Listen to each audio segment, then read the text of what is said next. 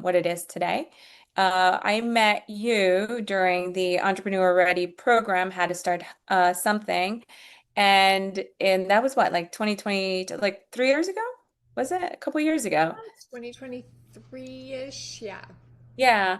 So at that point, we had been in business for a couple years already, but we were going through a pivot and I was feeling very, very stuck, which is why I wanted to join the program. And Rich and I have taken turns being in and out of the business as we, took on somebody had to go be the breadwinner. And so at the time, I think I was in the business, and so the program came about, and I thought it was an incredible opportunity for me to really get out of being feeling stuck, which is where we were All when we. right. And today, can you just describe a little bit, Rich, how you would describe FoodStream today? What Yeah, it my is? name's Rich. Thank you for having me again. Yeah, so FoodStream today is quite a lot different to how we first started out. And I think the vision, the problems always remain the same. It's like, why are there so many hungry people every day in our cities and in this country?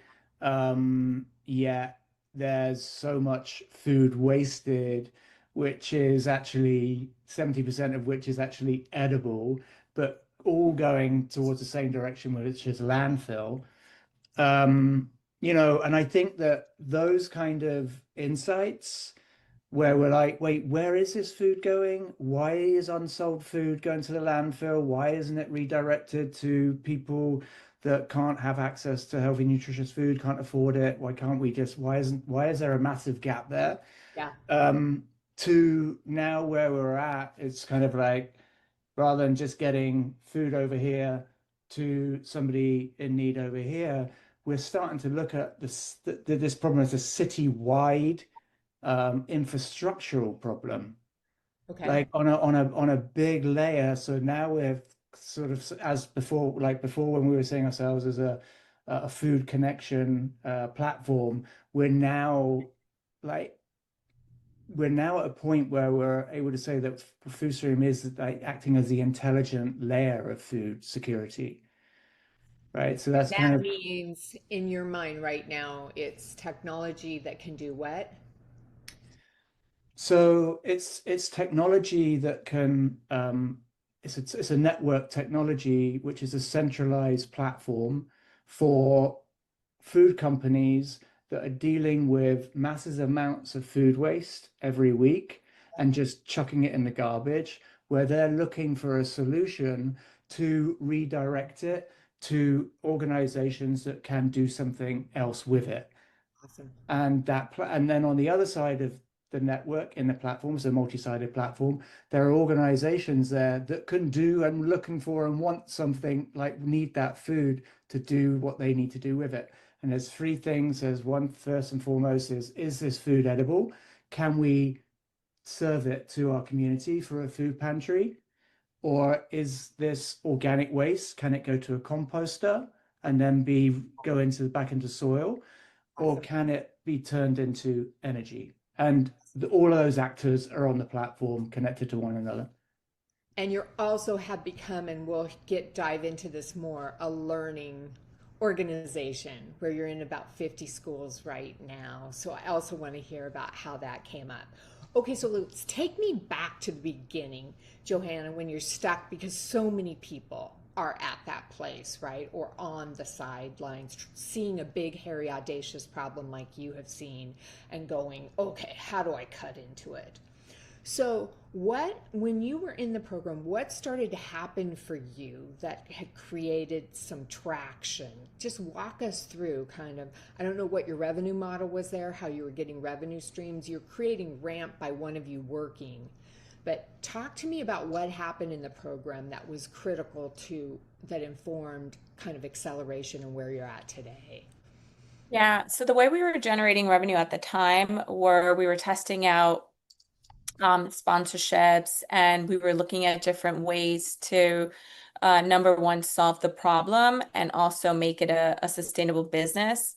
And the reason why I said we were stuck at the time was because we were generating revenue, but not through the way that we intended to, which was through subscriptions, through memberships, through the digital platform. And Yep. we hadn't figured out how to unlock that.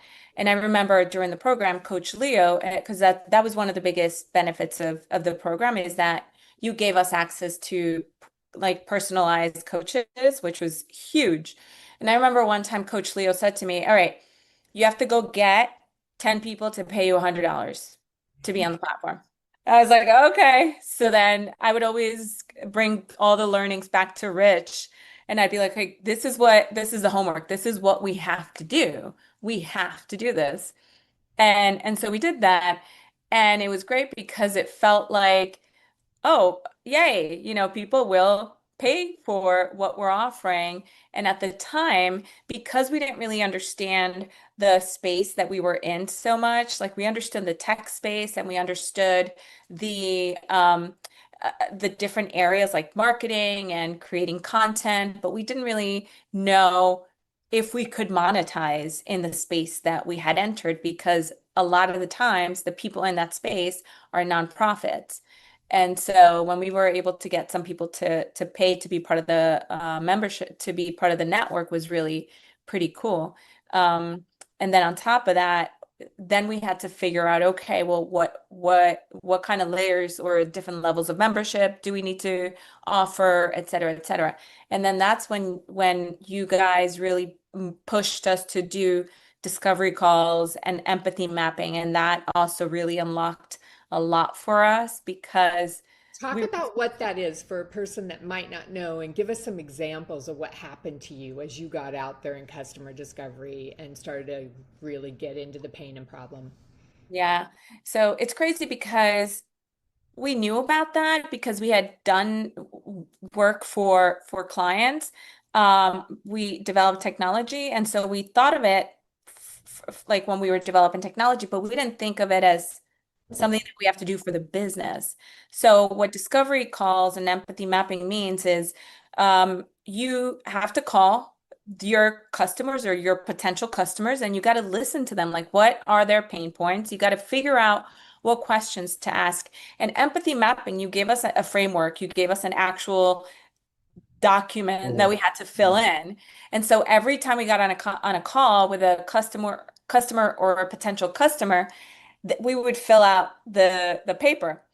And at the end of the 10 or 20 calls, because I think you kept increasing, like phase one, we had to call 10 or 15 customers. Phase two, we had to call like 30, like that. So we had to keep increasing. And what that unlocked for us was one, are we moving in the right direction? Two, are we continuing to solve the problem? Because what we tend to do as people who are creating product and technology is you start out by wanting to solve a problem, but you end up getting focused on the product instead of the customer. So the first iteration of the product, well, and I'll let Rich talk about this because you don't want to let go of that thing because you spend so much time and effort and money You start that building, you you start start building. building. Yeah. But if your client, if your customers, if you're having empathy conversations and you're having discovery calls and your customers are telling you the opposite of what you're building, you don't want to hear that. Yeah, Mm. it's kind of backwards from the build measure. So talk Yeah. to us about that, Rich. You guys are in the program and you're starting to kind of reverse engineer it. You start Yeah. doing customer discovery and empathy. How does that start affecting what's happening to you guys and then over into the prototyping? Yeah, it's a little bit head in hand kind of moment, isn't it? It's sort of like pretty much Cool. yeah, and that's after the empathy mapping process, like looking at all this and go, this is not true, it's not true, it's not true. We've built something that nobody is really going to use. Um, but what we did get out of that, I tell you that like the first platform we built, it was like, yeah, we know exactly what we need to do. We need to build this directory. We've been in we worked on the ground during a pandemic and we saw where all the Right. gaps were. We thought we'll build a technology that will help to fill these gaps. And it was just a simple, beautiful, beautiful directory that anybody could sign up. If you're a farmer, you're a restaurant, or you're a Yep. food pantry, sign up, have a wonderful marketable page. And we got like about 850 organizations on there, but nothing was happening. In fact, they were all calling us, asking us to help them get food, and we were running around town Yeah, and I've got my doing everything profile up now. ourselves. And we were like, Now, how do "Oh, you what's help going solve my on?" real problem?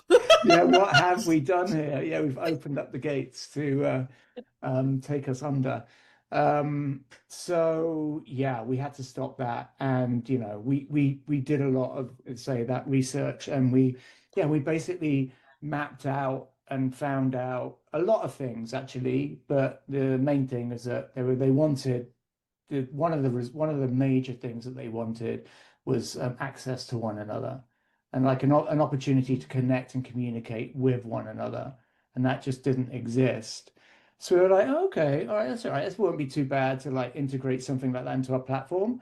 And we started looking, and it was another $30,000, $15,000, or $60,000. The quotes were coming in like hard and fast, and we were just like, and it would take 6 to 8 to 12 months, right? And we were like, this, we can't do this. And anyway, another, I would say one thing to bear in mind is that on paper, if your customers say, yeah, I'd pay for that. And you say, sure, sure, sure, how much you pay? Oh, I'll pay, what's $99 for? Like, oh yeah, I'll pay for that. And then you build it and then you go ask for money. They'll go, oh, maybe come back next year. So Correct. these are things that, okay, you tell me that, but are you really, would you really use it? Yeah, it takes you to the prototyping thing, customer discovery, 100%. right? Customer Yep. Yeah. So discovery gets the problem out. So, what did you guys do there? What did you prototype first using this new process in the platform and start getting validation or money at you or not? Well, yeah, I mean, we had two trips. We had one of our team just go out and try and find a solution to build, but that just keep going on that path to see what it would take. And then we just went to WhatsApp and we started building these networks. We started to use that. We didn't use Slack because we knew our customers Yeah, were yeah, on WhatsApp. That's where the most of them were. And they were yeah. using that. And we were like, we're competing against WhatsApp. But we built these groups and we put them all together and we just sat back to see, without any intervention, see if they would actually connect and communicate with one another. And they kind of did. And then so we just started doing engagement strategies, like dropping in certain things that make might create some engagement. And we're able to kind of see what really turns on a group and what doesn't. yeah. And so And we then did a lot of that there was a work. grant, a $20 million grant. And so through those groups, we started helping the community getting access to that grant money. And we helped to enable 40% of our members to have access to that funding. So over $5 million. And we did that all through WhatsApp groups. And that's when we were like, okay, we just validated this on zero money. We got to do it this way. This is what Pam kept talking about. Well, I mean, what we've done, we built a community that was solid. That was amazing because It, then, minimal build. What right. Yes. you hacked it right. We forget that most tech companies are service companies first. They're hacking the back end and they're figuring out how to validate that value proposition. Yeah. So when you were out there, I heard you say before, Rich, a paper thin prototype. How has your mind changed from being in the program when you were building and measuring to now paper thin prototypes? And what was the first thing you started getting money thrown at you while you were in the program? Like you started getting validation off of paper thin prototypes. What was your first experience with that? So we validated the subscription model, and that was great. But then we realized that we still needed to figure out, okay, what's our go-to-market strategy? Because we don't think that we're 100% on the product market fit yet. So we continue to prototype quickly, and we take lessons from that learning, and then we either move forward in the direction of the prototype or we move away from it. Mm. And it's not always the most exciting thing to some of the people in the team that because you have to move really, really fast.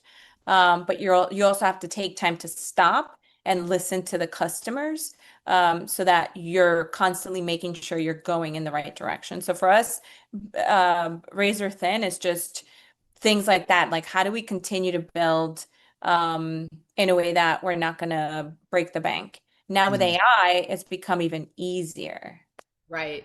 So your one of your key wins, I remember you got a 100K commitment, whether you took it or not. How did that come about versus what you'd been doing before?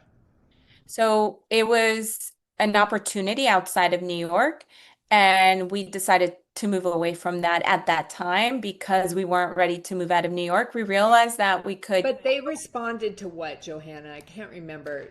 You showed them what and they offered what, which gave you well, what they learning?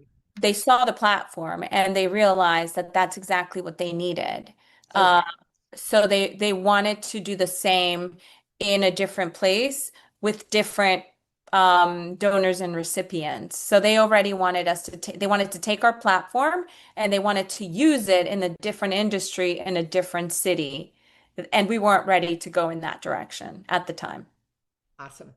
But really cool validation that somebody else is saying, I'll give you 100K to bring it over here. Yeah. Well, that the beauty of that experience is that, you have to make really, really tough choices constantly because as a business owner, you always want to grow your business and you're always trying to figure out how to generate revenue because if you're not generating revenue, then you're not a real company. But unless Right?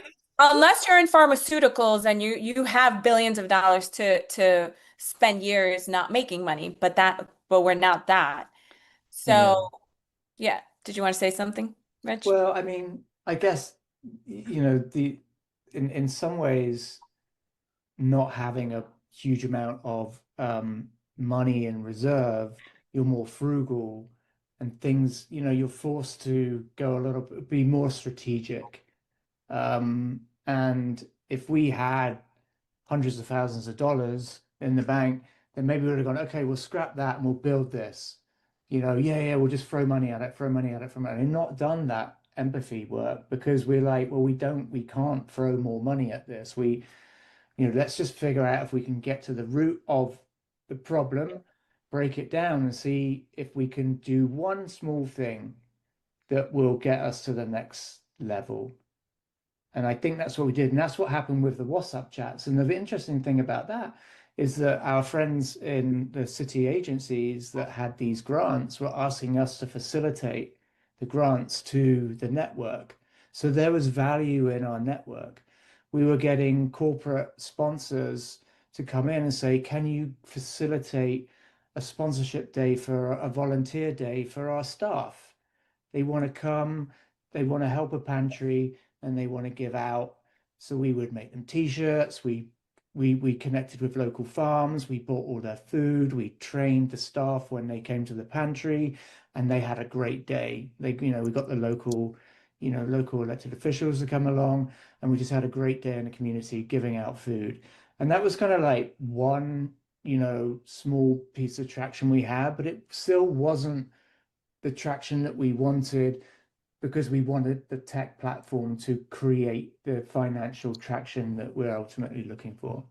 Yeah, and so there's this constant thing. I want the tech to be it.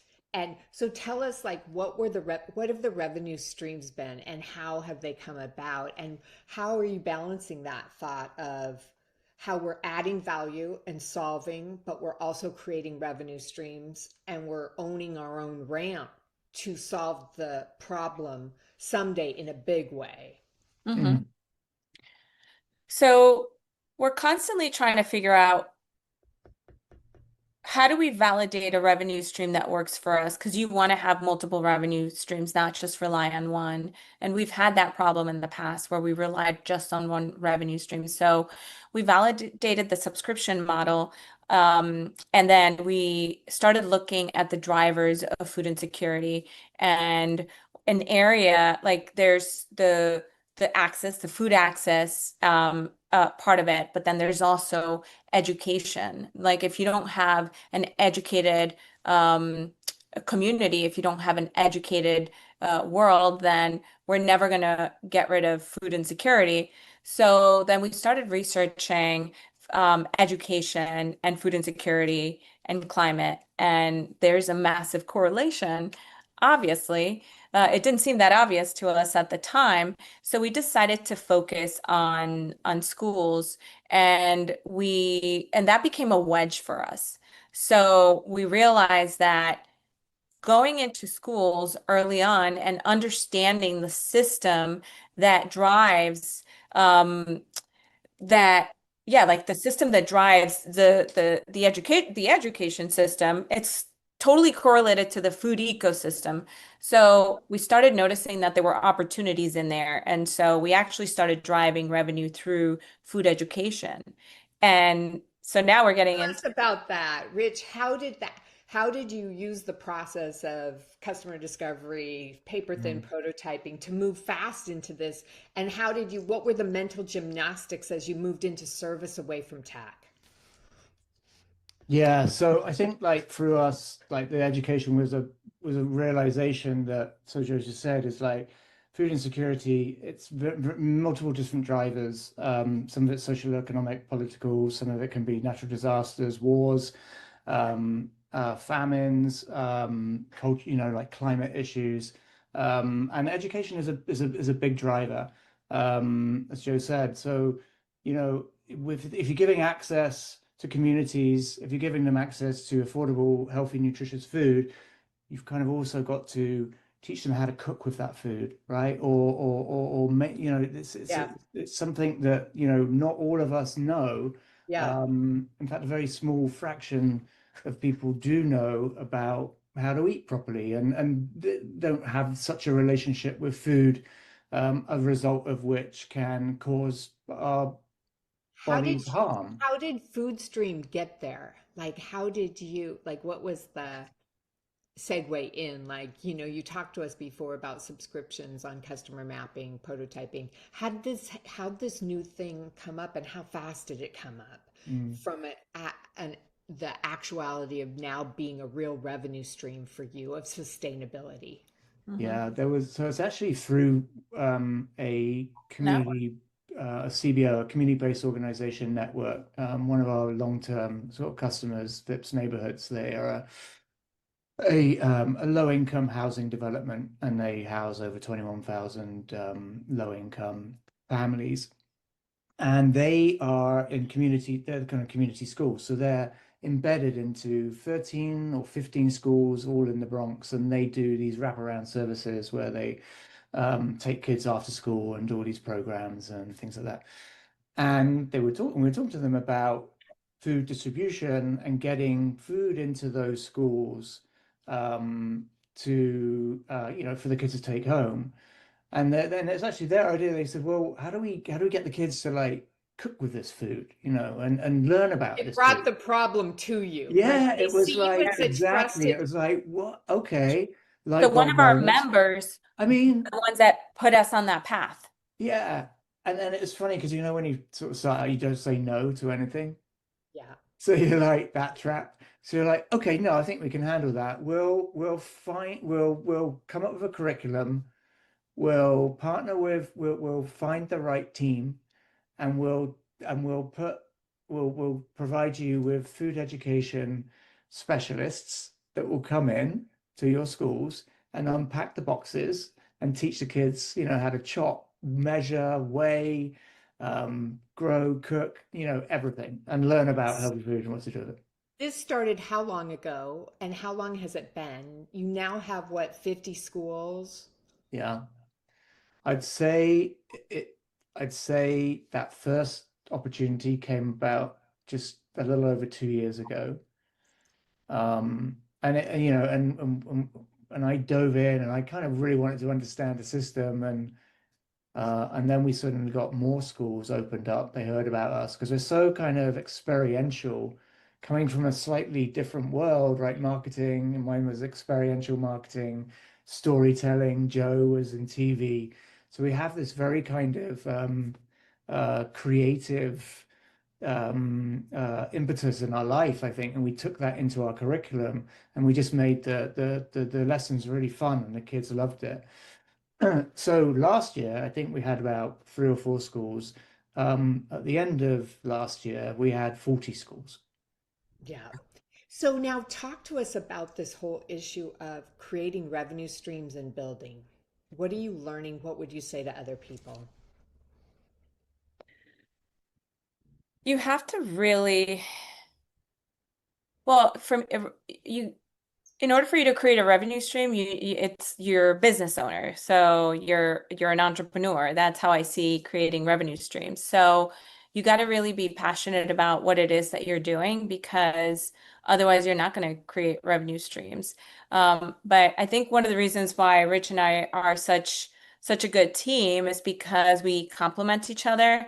And I tried the entrepreneurial path before Rich and I was highly unsuccessful. I identified as a social entrepreneur.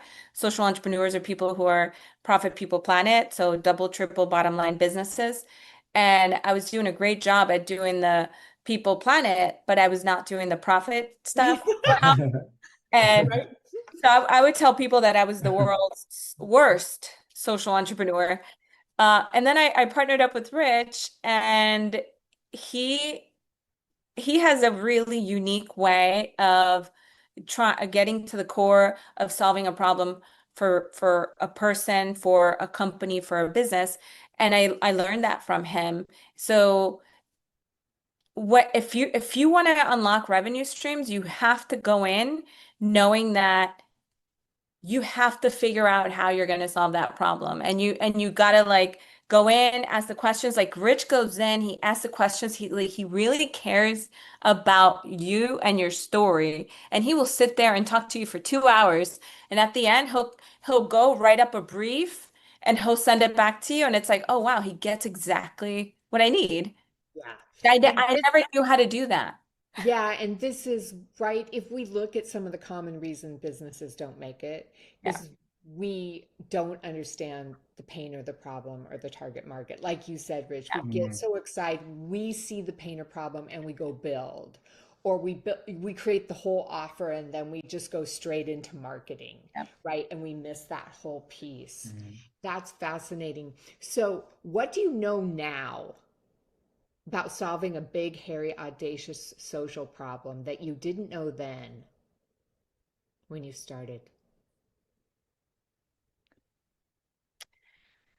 I feel like it's a bigger motivator than anything before because business is so freaking hard that if you don't believe in what you're doing and if you don't want to deeply want to solve that problem, you're going to want to give up because you want to give up every day in business. It's too hard. It's so true. It's Like too it's hard. like, oh, what am I doing?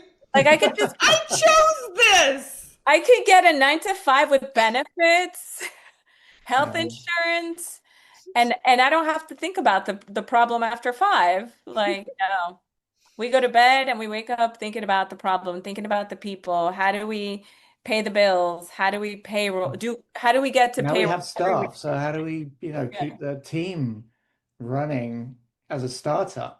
Well, Like I we hear get, you saying if you don't care, you're not going to have the resilience and the grit to go on this marathon Mm. roller coaster that is and building anything and figuring out how to create an economic engine to and make I it will work. say this, Yeah. it doesn't get any easier No, it gets harder. Hey, because do you if you know? dropped by for inspiration, we're sorry. It's freaking hard. But the Don't payoff's great don't now. do But the this. thing, but what I'd say is that I was chatting to Joe about this before. It's funny because I feel that the problem is never going away. We're tackling that problem, but the solution to the problem is just becoming bigger and bigger and bigger. So, right, if you focus all the way back, well, we're just going to like connect food over here to that person over there with a directory. Now we're talking to the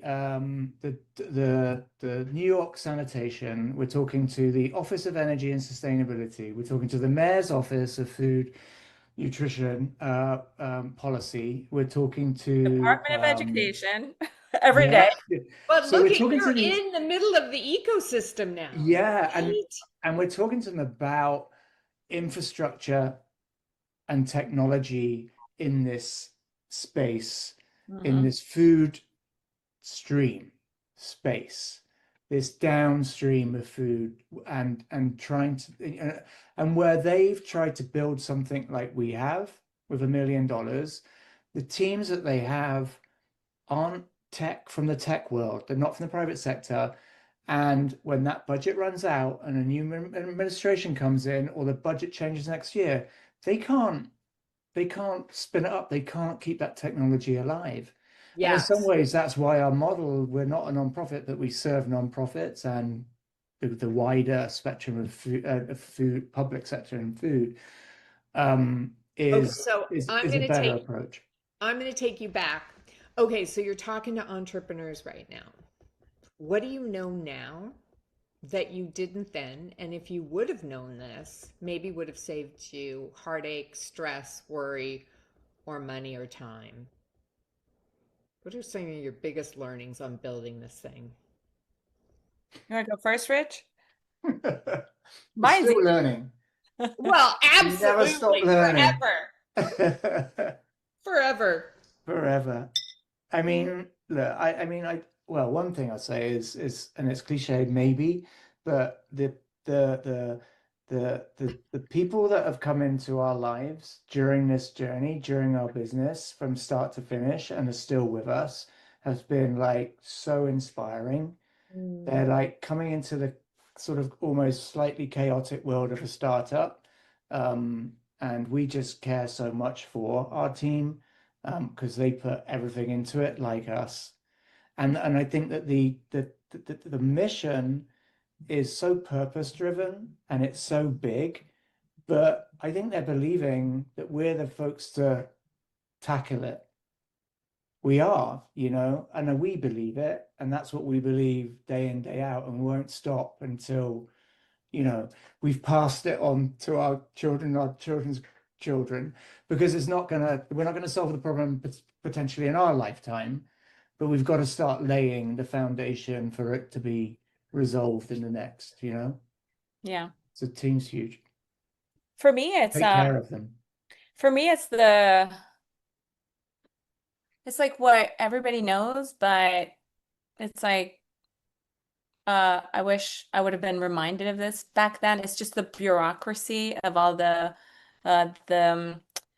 agencies that are the legacy agencies. The systems are so antiquated at every single level.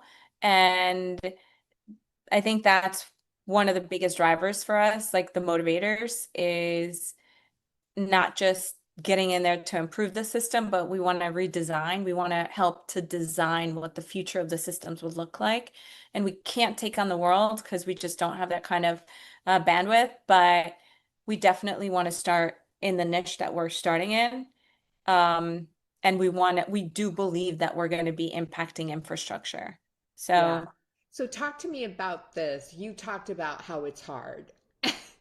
And we've all talked about doing hard better and hard smarter. Mm. So when you're talking to early stage or someone that's trying to create a new revenue stream right now or trying to launch something, what do you think are the basics of being doing hard better and doing hard smarter as an early stage business, social venture, anyone that wants to create change or start something on their own? just do it. I mean, I could sit here and tell you that, yeah, you think about your systems and put operational systems in place ahead of time. And I could sit here and tell you all those things that the only reason why we now have some of those systems in place and are still building those systems is because now we know what we need. And you have to be so frugal throughout the whole process that sometimes you can't put systems in place at the beginning, at the front, because you don't want to spend money on things that you don't know if you're going to need or not. Like right now, Rich and I have these conversations all the time. It's like, well, did we have that system in place? And it's like, well, no, now we're like, I've never been a CFO, but now I'm building CFO dashboards from scratch. Usually I would go into a corporation and work for them, and all the systems are in place and all the teams are in place. And I just go and I check, I review things and I approve or I don't approve. Now I can't just have an opinion on the system. I have to build it. Mm. And that's something that I think founders are going to see more and more of themselves doing that kind of stuff now. Yeah. So, to me, it's just do it. Just do it. Just get started doing whatever it is that you want to do. Just do it. Yeah, sorry, and just build on that a little bit as well. Is you could talk about vibe coding and things in a minute because that's quite important. Maybe that's another conversation because AI and ChatGPT and agents and vibe coding is actually becoming, very useful tools for us. But like to start with, going back to the customer. And the thing we always say, especially like about community based organizations or community organizations, impact organizations in impact ventures, but it's the same as well in private and public. Get to know your customer, get to know your customer inside out, like just and then try and solve their problem as quickly as possible. It might actually take a little bit longer to solve and be quite expensive at first, but the idea is to just keep analyzing the solution until you get it down to a point where it's so efficient, it doesn't cost the money and it's able to scale. Yeah. So it's kind of, Love it's that. almost like And my, get it, you talk about micro problems. I've heard you say that, Rich, like breaking something down into the micro problem. Like, yeah, what's the micro, smallest thing that would add value that could start creating a raving fan as a client and revenue for us, the organization? yeah, exactly. Talk to me a little bit about how you guys are using AI right now to accelerate and what you would say to other business owners. I think we're using an AI in every part of the business, from the chat feature that when you go to the website, from that is powered by AI. And I'd love for Rich to tell the story the other day. We had a lead, like we actually, did we close the deal on that, Rich? Yeah, yeah, through All right, I'll let through him tell. Arlita, Chat. Jenny. Yeah, So what are you using? Are you using actually Chat GPT or an agent you've trained? What is that?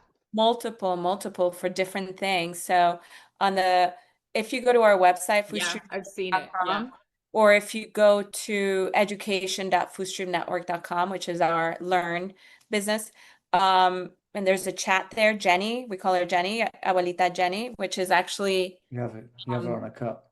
this is Abuelita Jenny. This is when you go to our chat and her name is Jenny, this is who you're talking to, Abuelita Jenny. Anyways, from She's a that, good salesperson. she is.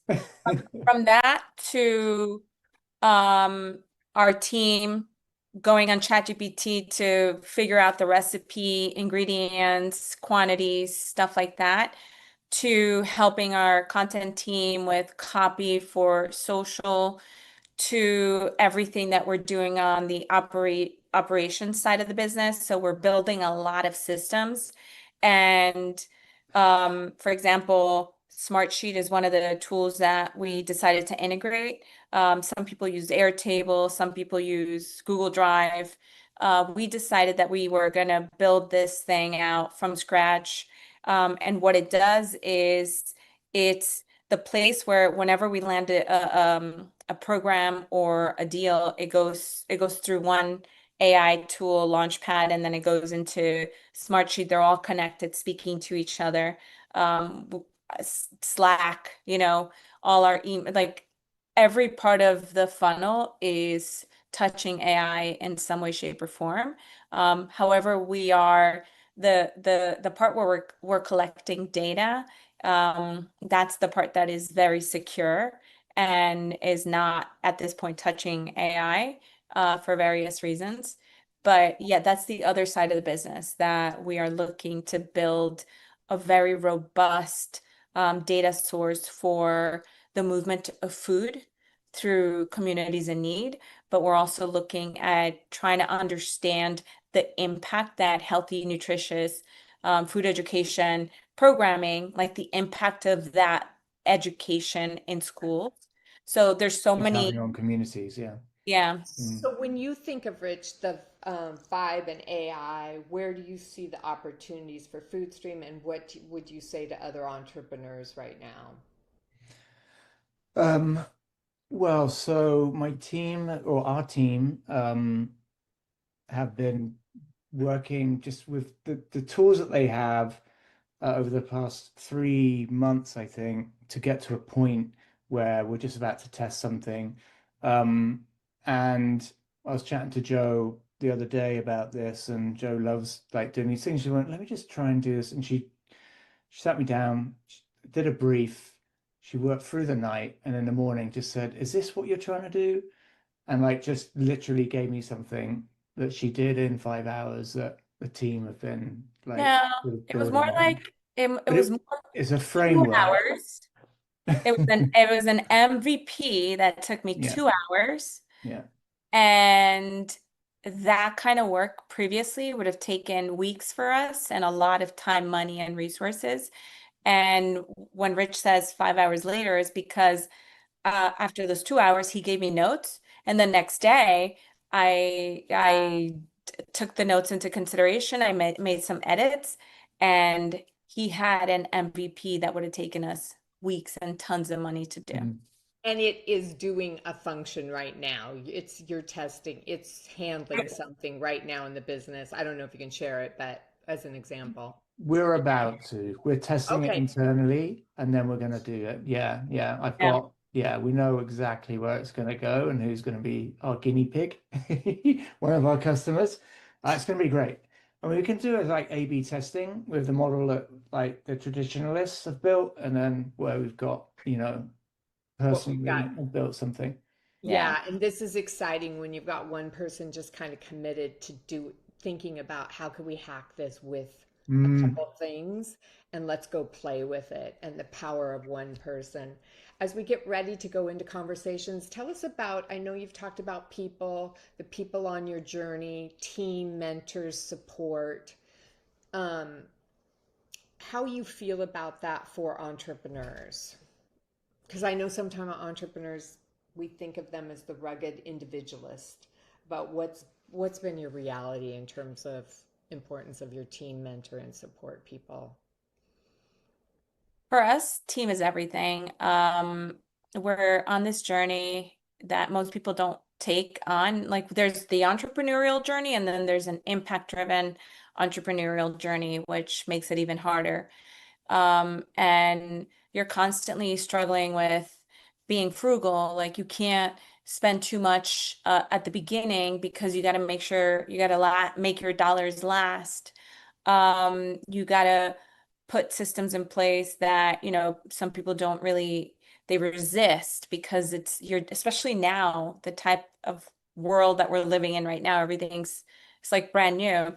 So, like what Rich was saying earlier, we're just so beyond grateful for this team that we have, for their dedication, for the fact that they care so much about the mission and vision. And I think that's the thing, um, like one of the differences from a business we had before to this one is that during the hiring process, we're really looking at people that not only have the skills and expertise, but also um, can resonate with the mission because what we're Mm. trying to do is so massive, and it's really hard to explain what we're doing and why we're doing it the way we're doing it.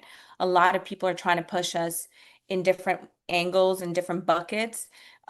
People want us to either just focus on the education or only focus on the tech, but we're not here to solve one problem. We're here to build infrastructure and to build new systems for, like, we're designing the future food ecosystem and the future food education system. So the fact that we have incredible people that resonate with that mission and are here, struggling with us, we're just beyond grateful to that team. Well, we can keep going, but I want to turn it over to Rosalie has questions from people that are watching and our team. And I think one of the things I want to say right now is if you're going it alone right now and you are like Johanna and Rich and you just want to get your idea out into the world and you want to get accelerated, check out the howtostartsomething.com website. You can click on book a discovery session. Don't go it alone. If you can start tomorrow with just AI and you don't need anyone else, I always believe experienced coaches and I always believe community accelerates everyone. So the key is that you get support and you get in the game, because the sooner you get in the game and we get you solving a small problem, we can figure out how to get you to small revenue, and then you can figure out how to get where Johanna and Rich are and beyond. So check us out at howtostartsomething.com. And Rosalie, over to you for the questions. Nice. Really inspiring. You brought up a lot of points that I think resonated and I want to come back to. But one of the first things is when you were able to build a community without the platform you built, how did that shift your strategy? And how do you pivot fast without getting caught up in the losses in the build cycle? So the question is, how do you build a community? And say that again. When you started to recognize that you had the community, I think this was when you had brought your network together on WhatsApp, right? And you realized that this was maybe a more effective strategy than what you were building. How did you pivot quickly without getting caught up in that loss of what was missing, right? From the what you had invested so much in previously? I mean, it did make an impact, a negative impact. There was it was almost like by the time we got the next iteration, um, it was starting all over again. And and even with our membership, like then to sort of like transition them into this new, iterative state or stage that we're at. Yeah, took a bit of an effort for sure.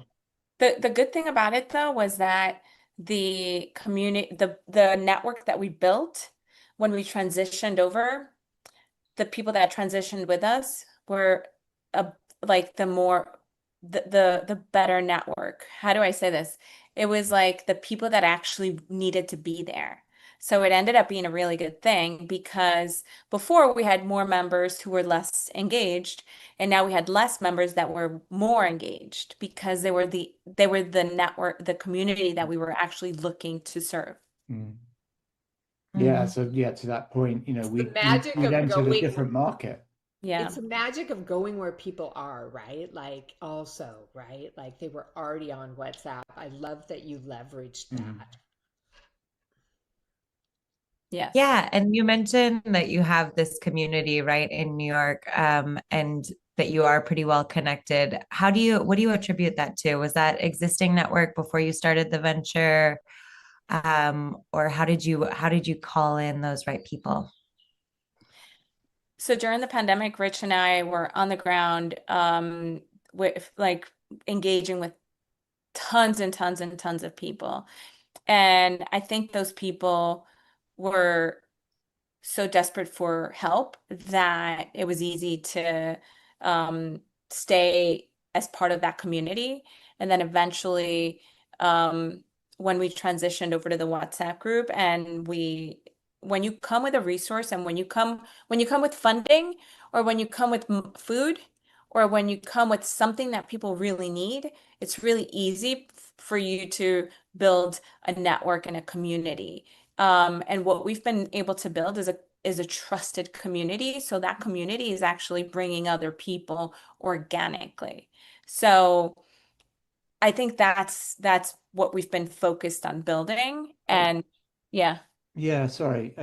Yeah, I will say that that just being boots on the ground and being there, like talking to the customers, knocking on doors, connecting the dots, getting in our car at 3 in the morning, and just getting stuck in with our like our main community and our main members and helping them. Like just even if they're not on the platform, that's all right. I'm gonna come and volunteer. I'm gonna help you in the snow. I'm gonna deliver some food for you. I want to come and work with you because then I'm experiencing what you're doing. I did the I think same that in was it. schools. I Hmm? think that was it. We were Hmm. there a lot. We were Yeah, on we the just, ground. People saw yeah. us. People, like, whenever you go anywhere and people talk about FoodStream, they talk about Rich and Joe. Because we've always been there. Mm, Like Rich, talk about when we went to that district meeting. So we would go to like board meetings. We go to district board meetings or community board meetings. You'll find us at all these local community meetings, and we're there and we're connecting the dots for people. mm. Yeah, and then with tech, it's very easy, isn't it, to just sort of like sit and build technology and then just do some marketing and Facebook ads and hoping it works. I don't, I do think it is us actually being in the community, now being in schools, we're trusted. And so that's really helping. We've got, the Department of Education, the Office of Food, Nutrition and so, like all of these adjacent agencies that are inviting us on panels and getting us into their office to sort of like brainstorm how we, use technology to fill these gaps, how we bring in data to help them. These are the conversations that we're having now at city level, but we started at grassroots. I was like emptying fridges and washing fridges. I was, and I still will do that to this day.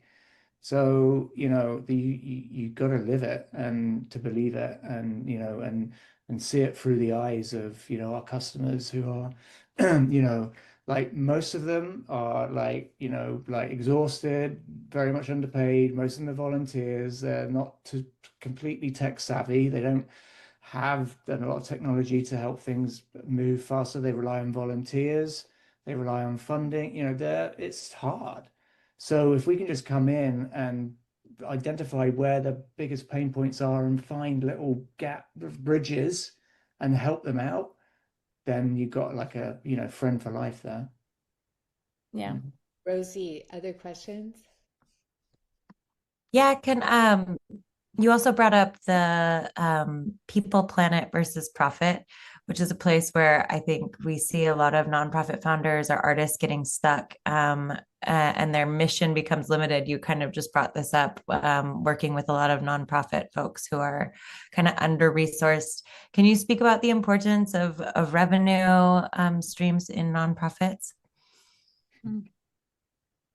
I think that's originally when we started, that was why we didn't go in the nonprofit direction because we didn't want to compete with them. We wanted to do things to support them. We wanted to bring revenue opportunities to them.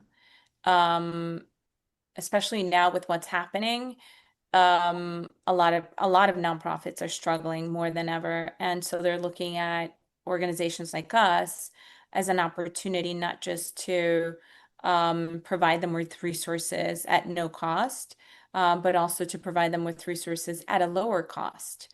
For example, the Uber food security model that we have, they go on the platform and they claim food. And when we're talking about food, we're not talking about small food. Like we get truckloads of food. That's the kind of movement of food that we do. Fresh produce and shelf staples and yeah. Yeah. Yeah. And so so they have small budgets to use drivers. And so when somebody like us says, "Hey, we have a truckload of produce, do you guys want to take them?" And then they'll say, "Oh yeah, we have 12 food pantries that can take all that truckload of produce." Then they either say, "Okay, but I need a truck or I need transportation," and that's where when they use the our platform or they use their own drivers. Um, Anyways, I Yeah. think I lost the question there. Oh, the revenue for nonprofits. Yes. So yeah. So we're always focused on that because they're struggling more than ever, and we become a source of support for them. Yeah, I've just thought that I do feel that we like society can't live without um social enterprises or non-profits that are there really to bridge the gap where the system is broken. So the system has failed our community, and therefore charities have to step in to bridge the gap because it's not being dealt with. Like, how is it that 1.2 million people go hungry every day in New York, and a lot of those are kids, and they're coming to school tired and hungry, and they don't concentrate. And why is that happening? That doesn't make sense to me. Why is it that in food education has been like proven to create better long-term health paths for adults? So you can't have healthy 40-year-olds if you don't have healthy 4-year-olds or healthy 14-year-olds, right? Yet only less than a third of schools in New York City, and there's 1,200 schools, less than a third have food nutrition education. Yet 67% of our children in schools in New York City are struggling with diet-related like illnesses. It doesn't compute. So the charities come in and they do everything they can. They are warriors. The front, they're on in the front line, and doing what they're doing, and that's who we'll support. But if we were also a non-profit, I think we'd be in the same boat. We wouldn't be able to rely on public sector, like a system and a private sector system, sorry. Like a private sector system, we both come from a private sector, and are building a model that's sustainable, and it can sustain and outlive and grow and mature despite what the market forces, let's hope, or the change of administration Yeah. would, like risk, I think it's a so really important point. You can do social work in any structure of a company, B corporation, nonprofit, social. And we even say when we're working with nonprofits now, you need an earned income stream because yeah. otherwise you're dependent, especially like you're saying, in times like this.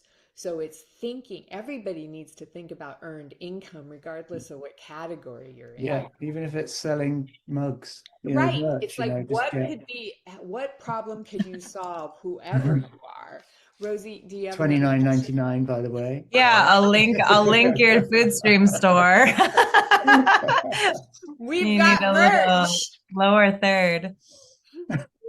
I will vibe code that store in the next 4 minutes. It'll be live in 5.